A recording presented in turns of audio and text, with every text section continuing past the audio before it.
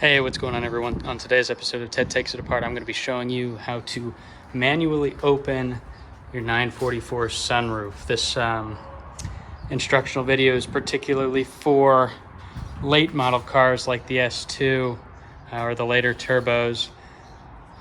What you'll find is that there's no real good way to actually open the sunroof manually. You'll need to do it with some sort of battery. The motor is located in the rear of the vehicle, and I've got a method I can show you of actually using a battery from your drill or your power tool to power the motor to open the sunroof without needing to remove your 12-volt battery or move it in the back of the vehicle, or if you don't even have one. So we'll move it to the back here, and the first thing we're going to need to do is open the rear hatch. Again, if you're watching this video, it's probably because your vehicle doesn't have a battery, or the battery's dead. I have another video on how to manually open this hatch, which I'll link in the description. And we'll start there, and I'll meet you here back in a second.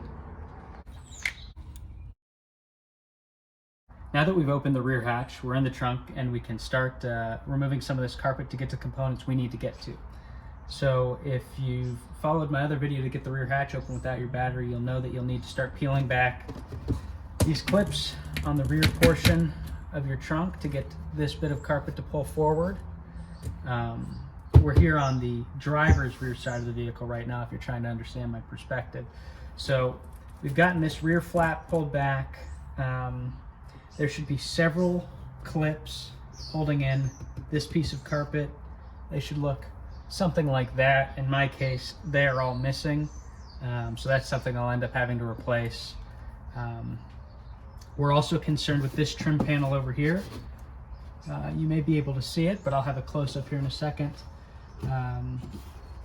There is actually a clip on the back side of this panel that you can't see that you'll need to pop out to be able to move this panel out further. So I'll just do that using a trim tool real quick.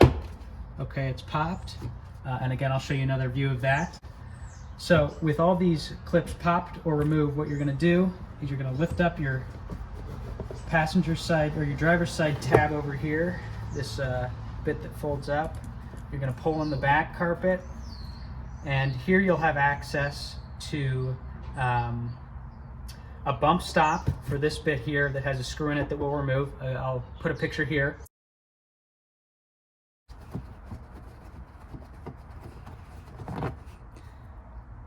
Here's what this screw looks like, and now that it's removed, we can move on to the next step. That screw was holding in the carpet right here, and now we have a bit more mobility to it. What we're actually going to do is slowly kind of pull these two parts outward towards the inside of the vehicle, and then peel this carpet away. It doesn't appear to have any adhesive on it, so this should be fairly easy. And with that, we can kind of pull and pry back the carpet.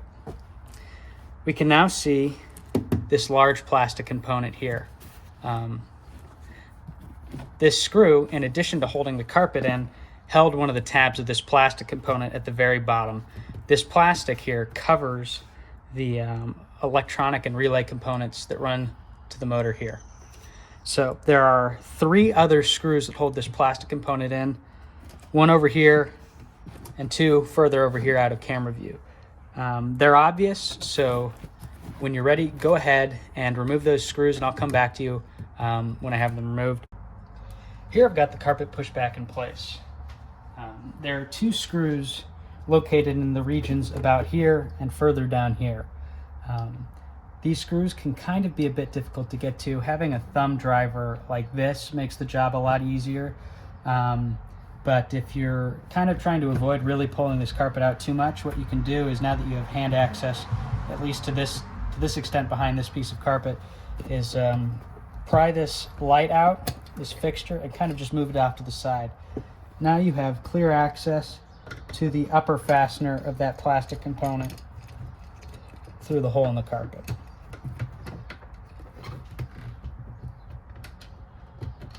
And just like that, it's out. These are really tiny screws with little tiny washers, and so it's very easy to drop these, so be careful. With the last of the screws removed, you can now continue to lift the carpet out, and this piece of plastic should come right out. There should be absolutely no resistance.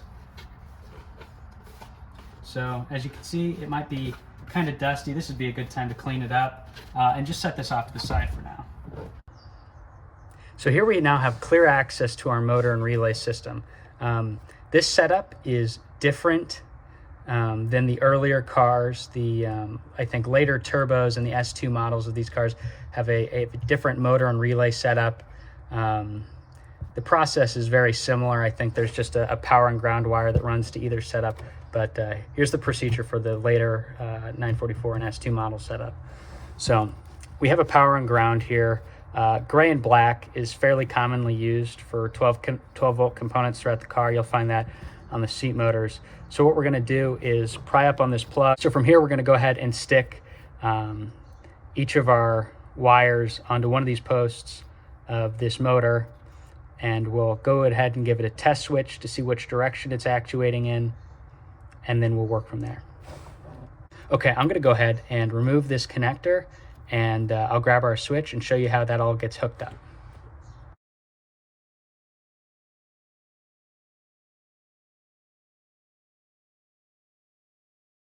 Okay, we are back at the cutting board. So here are the things you're gonna need to make this setup. First, you're gonna need some sort of a switch. In my case, this is a 3-position switch. You wanna make sure to have these types of connectors, these spade connections. This will be helpful in the back end. You'll need some way of crimping and clamping and stripping your wires. Both of these things you can get from Harbor Freight. In addition to, you'll want a bunch of both male and female spade connectors. That's all from Harbor Freight. We'll need some sort of a utility knife. We'll need some electrical tape, a multimeter, just to be safe, some wire of your choice that'll work with those spade connectors, and some electrical tape. The first thing we need to do is take 2 of these male spade connectors and cut a good portion of this outer shell off of that. The reason we need to do this is we'll be plugging these spades into the terminals on our battery. So carefully cut away most of this sheathing with your utility knife, making sure obviously not to cut yourself, and it should look something like this. Now that we have both of our spade connectors modified, we are going to go ahead and plug them into the terminals of our 12 volt battery here. Make sure this is some sort of a 12 volt. You don't want to overload whatever component you're going to be plugging this into. So now we're going to take our multimeter, set it to a voltage reading mode. In our case, I'm setting it to 20 volts. And we are going to test for polarity. Let me set this up so you can see it. Okay. So I'm going to be sticking my red in here and my black in there. Okay. So we're reading a positive voltage. So we know where this red prong is, this probe. That's our positive side, and this is our negative side. We'll want to keep track of the polarity of this battery. We'll do that using a Sharpie here, plus, minus, because that'll help us to determine the direction in which our components are either opening or closing when we use it on the vehicle. So here's a quick mock-up of how we're going to be wiring things up. So these 2 female connectors represent what will be plugging, what will be plugged onto our components. So call this one the positive and this one the negative, and for this intents and purposes. So here are the 2 male connectors that we'll be plugging into our battery. Again, that's positive, that's negative. I apologize if you can't really see that. Our positive is going to run up into the switch and then run down through this center post into our positive lead on our component. Our negative is just going to go straight into that component. All right, we'll start with our red wire here. We'll want to cut this in 2 lengths if we're running it through our switch because it's got to go into the switch and back out. You can choose your own length at your own discretion. For this instance, I'm going to be using, I don't know, what I'd call about 18 inches or so. Cut it off real quick. We can go ahead and strip both ends. And again, like I said, we'll be cutting this into 2 lengths, so I'm just going to go ahead and cut it down the middle too.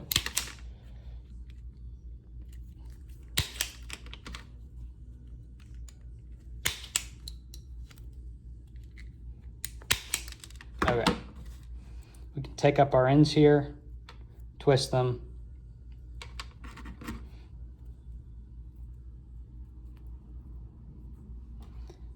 now we'll start with our male connector. Run that into our switch, or into our wire here, and crimp it down. Okay, so if we remember, this post goes into the battery, and this end goes into the switch. So we'll need a female connector now.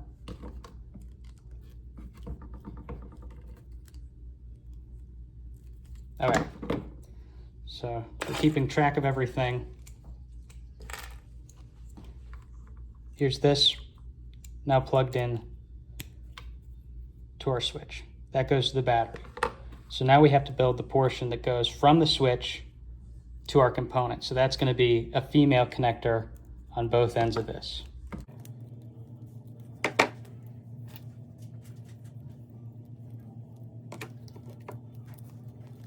All right, we'll go ahead and plug that in. So in terms of our red wire, or positive wire in this case, that's all we need. Again, this end goes to the battery, this end goes to our component. So now we'll quickly make the negative portion of this circuit. All right, gone ahead and cut a portion of some black wire here just to help tell the difference between the two when I'm messing with them.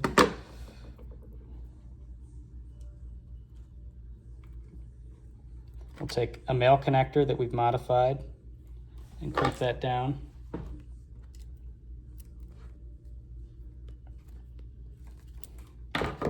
Okay, we'll strip our other end. For this negative wire, I've made it quite a bit longer because that other wire has to run into that switch. So this will give us some extra length and extra reach when we're plugging in into stuff. Now we'll use a female connector because that will actually go to the component we're trying to power.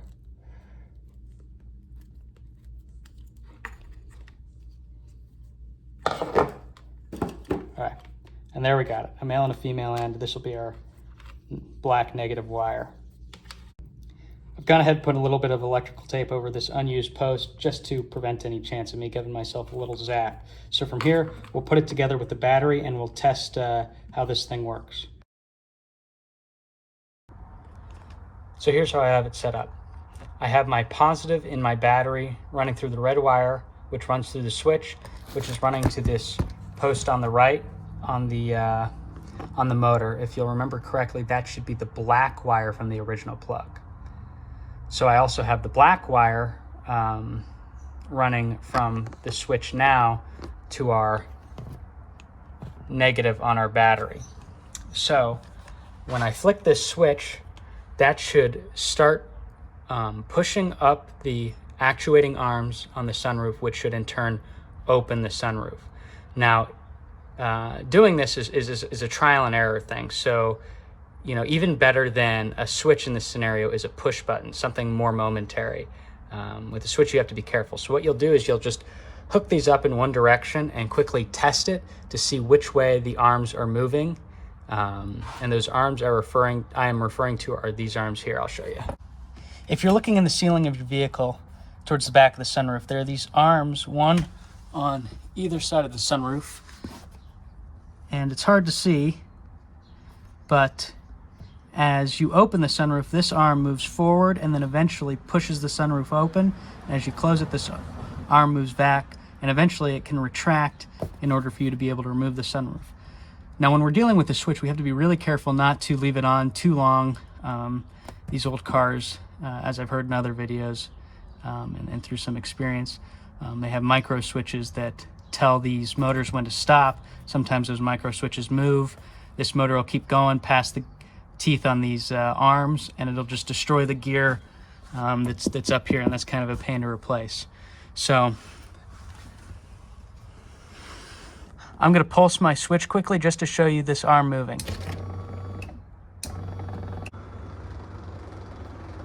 So I've got the sunroof open now, and I've reversed the polarity on my switch, so it should now close the sunroof as I turn the switch on. So I'm going to show you just how far down and past the closed position the actuator needs to go for you to be able to remove the sunroof. So that's where it's closed, and I've turned the switch off. And from here, we're gonna pulse it until the T on the end of the actuator moves into the vehicle. And that might be difficult to show or to see, but I'm gonna try and show it as best as I can. Yeah, so you saw it right there. You can see the head of it is now past the body line of the vehicle. And that should be the case on both sides. If not, you have an issue with that gear and it probably needs to be replaced. But from here, you can actually go ahead and unlatch your sunroof and just push it open and remove it. To unlatch your sunroof, simply locate these tabs at the front of your sunroof and pop them down. There's 2 of them, 1 on each side. Just go ahead and pop those both down. And with the rear hatch unlatched, the sunroof can just be pushed up and pulled out.